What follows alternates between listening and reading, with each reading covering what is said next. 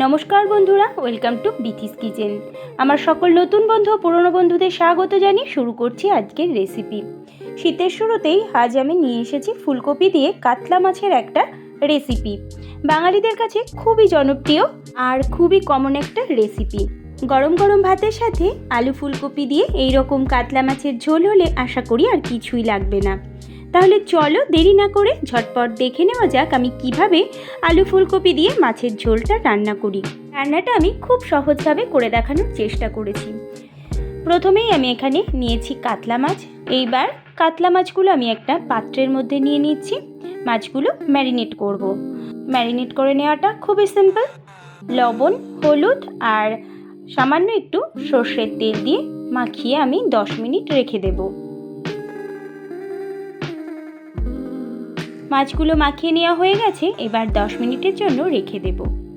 দেখো এখানে মাছে দেওয়ার জন্য নিয়েছি একটা ফ্রেশ ফুলকপি। ফুলকপিটা এবার আমি কেটে নেব।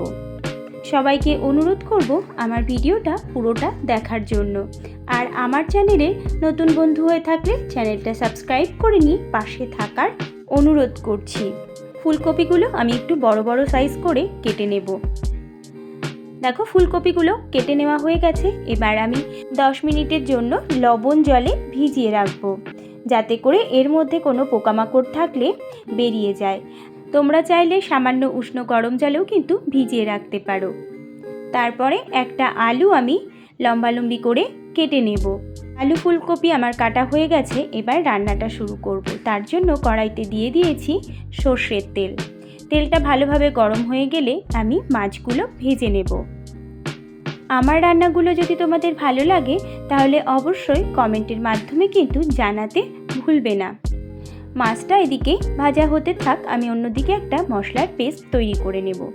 তার জন্য এখানে দিয়ে দিলাম 1 টিস্পুন জিরে, গোটা জিরে, দিলাম কাঁচা লঙ্কা আর দিচ্ছি আদার টুকরো। এইবার এই মশলাটার আমি একটা মিহি পেস্ট তৈরি করে নেব। অন্যদিকে মাছগুলোর একটা দিক ভালোভাবে ভাজা হয়ে গেছে, এবার আমি অপর দিকটা উল্টে দিচ্ছি। এইভাবে উল্টে পাল্টে কিন্তু মাছগুলো একটু লালচে করে ভেজে নিতে হবে। এইরকম ফুলকপি দিয়ে মাছের ঝোল রান্নায় মাছগুলো একটু যদি লালচে করে ভাজা হয় তাহলে খেতে ভালো লাগে। দেখতে দেখতে মাছগুলো আমার ভাজা হয়ে গেছে, এইবার আমি তুলে রাখছি। এইরকম লাল লাল করে কিন্তু মাছগুলো ভেজে নিতে হবে। মাছগুলো সব ভেজে নেওয়া হয়ে গেছে, এবার ওই তেলের মধ্যেই আমি দিয়ে দিচ্ছি আলুগুলো আমি খুব ভালো করে ভেজে নেব। সামান্য একটু লবণ আর হলুদ দিয়ে আলুটা ভাজবো। আলুটা আমার ভেজে নেওয়া হয়ে গেছে, এবার তুলে নিচ্ছি। এবার লবণ জলে ভিজিয়ে রাখা ফুলকপিগুলো আমি তুলে নেব। তারপরে ফুলকপিগুলো আমি ভাজবো। গ্যাসের ফ্লেমটা মিডিয়ামে রেখে আমি ফুলকপিগুলো ভেজে নেব সামান্য একটু হলুদ দিয়ে। আমি এখানে লবণের ব্যবহার করছি না। লবণ দিয়ে ফুলকপি ভাজলে ফুলকপি ভাজতে ভাজতে কিন্তু নরম হয়ে যাবে, আর এই রান্নাতে ফুলকপিগুলো একটু গোটা গোটা থাকলে ভালো লাগবে। দেখো দেখতে দেখতে ফুলকপিগুলোও আমার ভাজা হয়ে গেছে লাল লাল করে। এইবার তুলে নিচ্ছি। সব কিছু আমার ভাজা হয়ে গেছে, এইবার আমি রান্নাটা করব। তার জন্য ওই তেলের মধ্যেই ফোড়নে দিয়ে দিলাম গোটা জিরে, আর দিয়ে দেব 3-4টে রসুনের কোয়া থেতো করে নেওয়া। এই ফুলকপি আলুর ঝোলে রসুনের কোয়াটা এরকম থেতো করে নিয়ে রান্না করলে ঝোলের ফ্লেভারটা কিন্তু খুব সুন্দর হয়। দেখো রসুনটা একটু ভাজা হয়ে গেলে ওর মধ্যে আমি দিয়ে দিলাম মশলার পেস্ট, জিরে, আদা আর কাঁচা লঙ্কা। এইবার মশলাটা দিয়ে সামান্য একটু জল দিয়ে দিচ্ছি। তারপরে গ্যাসের ফ্লেমটাকে মিডিয়ামে রেখে আমি মশলাটা কষিয়ে নেব। মশলাটা অনেকটাই কষিয়ে নেওয়া হয়ে গেছে, এবার আমি ওর মধ্যে দিয়ে দেব একটা টমেটোর পেস্ট। টমেটোর পেস্টটা দিয়ে মশলাটার সাথে খুব ভালোভাবে মিশিয়ে আবারও 3-4 মিনিট কষিয়ে নেব। তারপরে আমি ওর মধ্যে দিয়ে দিলাম সামান্য একটু লবণ। লবণটা দিলে মশলাটা চারিদিকে ছিটবে না। মশলাটা খুব ভালোভাবে কষিয়ে নিতে হবে যতক্ষণ না পর্যন্ত মশলা থেকে কাঁচা গন্ধটা চলে যাচ্ছে। মশলা যত কষানো হবে রান্নার টেস্টটাও কিন্তু খুব সুন্দর আসবে। এখানে আমি কালারের জন্য দিয়ে দিলাম কাশ্মীরি লঙ্কা গুঁড়ো আর হলুদ গুঁড়ো। আর দিয়ে দিচ্ছি সামান্য একটু জল, যাতে গুঁড়ো মশলাগুলো নিচে ধরে না যায়। দেখো সব কিছু আবারও একটু জল দিয়ে মিশিয়ে নিয়ে কষিয়ে নেব। এরকমভাবে যদি আস্তে আস্তে মশলা কষানো হয় তাহলে রান্নার টেস্টও কিন্তু খুবই সুন্দর হয়। দেখো মশলা থেকে কতটা তেল ছেড়ে এসছে, এর থেকেই বোঝা যাচ্ছে মশলাটা কষানো হয়ে গেছে। এইবার আমি দিয়ে দেব আলু আর ফুলকপিগুলো। আলু আর ফুলকপিগুলো মশলার সাথে ভালো করে মিশিয়ে আবারও 2-3 মিনিটের জন্য কষিয়ে নেব। তোমরা কিভাবে শীতকালে ফুলকপি দিয়ে মাছের ঝোল করো আমাকে কিন্তু অবশ্যই জানাবে। ফুলকপি তো সারা বছরই পাওয়া যায়, কিন্তু শীতের ফুলকপি খেতে ভীষণই ভালো লাগে। ফুলকপি আর আলু মশলার সাথে খুব ভালোভাবে কষিয়ে নেওয়া হয়ে গেছে। এবার আমি এর মধ্যে দিয়ে দেব জল।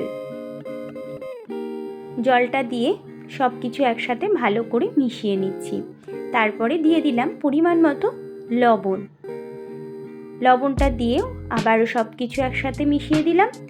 এইবার গ্যাসের ফ্লেমটা মিডিয়ামে রেখে আমি 5 মিনিটের জন্য ঢেকে রাখবো।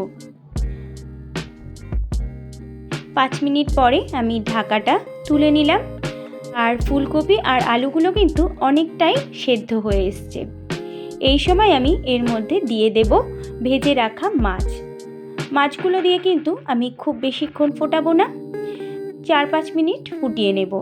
ফুলকপি দিয়ে মাছের ঝোল রান্না তো বাঙালিদের কমন একটি রান্না, তবুও এরকমভাবে একবার ট্রাই করবে। আশা করছি তোমাদেরও ভীষণ ভালো লাগবে।